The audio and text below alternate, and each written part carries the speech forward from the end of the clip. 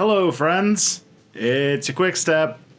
So just to make it clear, because we live in a weird atomized culture of media consumption these days, this was filmed on Wednesday, so the finale for Game of Thrones has not been spoiled within the confines of this video. The episode before it, yes, I do have some things where I talk about in that. So if that's an issue, just come back to this one a little bit later. So I was watching Game of Thrones, and I saw the destruction of the capital, I guess you'd call it, of King's Landing. A giant, thriving metropolis that was burned to the ground by, I would go with curious writing choices made on behalf of the creators of the show. Now, I have seen a lot of history channels or history-adjacent channels try and do a history in Game of Thrones thing, but this isn't really one about, like, the Lancasters and the Yorks or the War of the Roses. But I want to use the episode, episode 5, the penultimate episode, the destruction of King's Landing, some of the visuals and experiences that came out of that video to give you kind of an idea of a different part of real history, and then I'm going to use it to talk about pacifist stuff. So, in the episode, King's Landing was, let's just go with virtually destroyed by dragons and Dothraki raiders and all sorts of parts of the Dragon Coalition, if you will. And you saw through the eyes of Arya Stark, but also several other characters, the sort of visceral experience of being inside a city that is quote-unquote being sacked. And I want to talk about it a little bit because you just got that visceral experience of the episode about how accurate that might be, and also what is the experience of a sacking. So the dragon sort of fast-forwarded one side, which is the siege. Now, you've probably heard of the word siege before, but let's talk a little bit about what it actually entails. Through a lot of history in the Middle Ages, but also in, the classical era in Rome and in ancient times, Europeans had a system of maintaining forts and keeps and things like that, where large stone walls would be their protection against invasions and attacks, which works fine, I guess, unless you're fighting the Mongols, which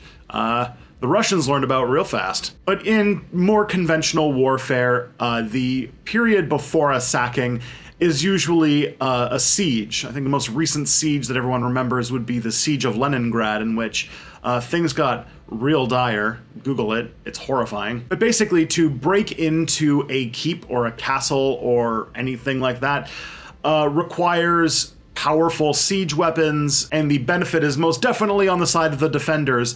And so very often sieges don't involve, cannon fire and catapults because that's a risky choice.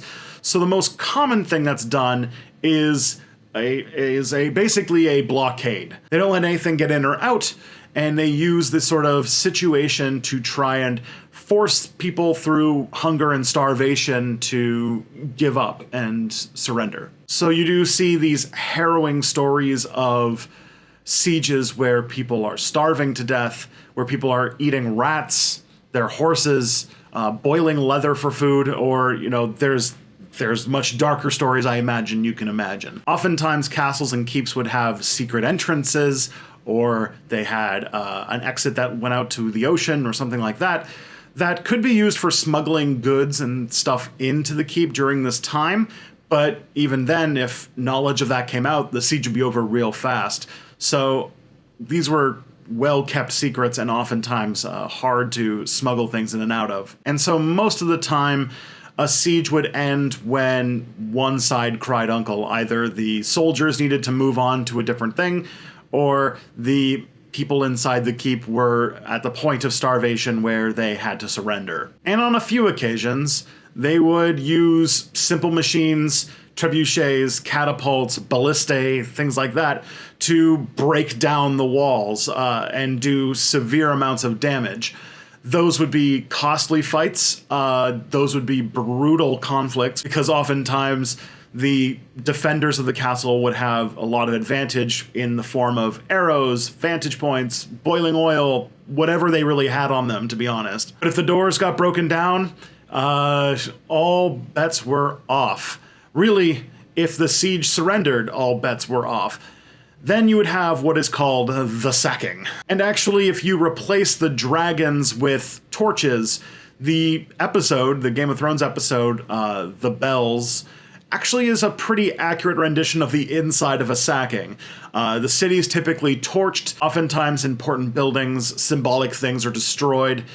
The soldiers, who often are underpaid, if they're paid at all, will take the opportunity to sack a city to go through and basically pillage and loot whatever they can. Food, booze, money, valuables. They would go and rob the whole city. And imagine thousands of people doing that, and you can imagine how much plundering and pillaging would happen. There would also be a lot of violence. There are legendary stories that even with the generals trying the best they can to avoid it, soldiers killing people indiscriminately, doing horrible crimes to children, women, men, anyone they can get their hands on. There's lots of stories of sexual assault and rape. Just all of the darkest things that you can imagine happening from one person to another, who's all drummed up on bloodlust and sort of a race to grab and destroy as many things as possible in the city, happened during these moments. And depending upon the place you are and the period in history you're in, slavery would also play a large part, in which that anybody who survived would often be captured as part of the pillage themselves and sold into the slave trade. So you can imagine why people were willing to resort to boiling leather to eat rather than surrender during a siege. Oftentimes, if a city was being sacked and you were a person who lived there, the only real choice you had was to either try to escape the city or hide. One of the places that was supposed to be safe was going to a temple or a church. The whole sanctuary idea of a temple or a church meant that, for the most part, it was considered pretty uncouth to kill somebody in a place of worship. Now, if you're being attacked by people who don't have the same faith as you, or, people just don't particularly care, there was a lot of times where even the sanctuary of the temple would not save you. Just having dark flashbacks about the Rwandan genocide and that video, and about all the stuff that happened to people in those churches. Now, sacking as a practice ended quite a long time ago, but did it really end? I mean, it was banned and it was frowned upon, but very often pillaging and looting towns that have been conquered in war is not unheard of.